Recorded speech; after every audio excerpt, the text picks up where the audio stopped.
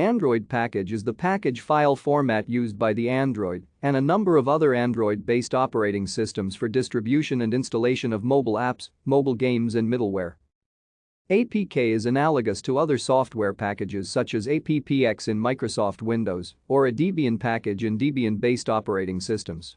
To make an APK file, a program for Android is first compiled using Android Studio, and then all of its parts are packaged into one container file. An APK file contains all of a program's code, resources, assets, certificates, and manifest file. As is the case with many file formats, APK files can have any name needed, but it may be required that the file name ends in the file extension .app for being recognized as such. The Android system allows users to manually install APK files only after they turn on an unknown sources setting that allows installation from sources other than trusted ones like Google Play. One may do so for many reasons, such as to install apps not found on the store or to install an older version. Thank you for watching. Like and subscribe if you would like to view more of our videos.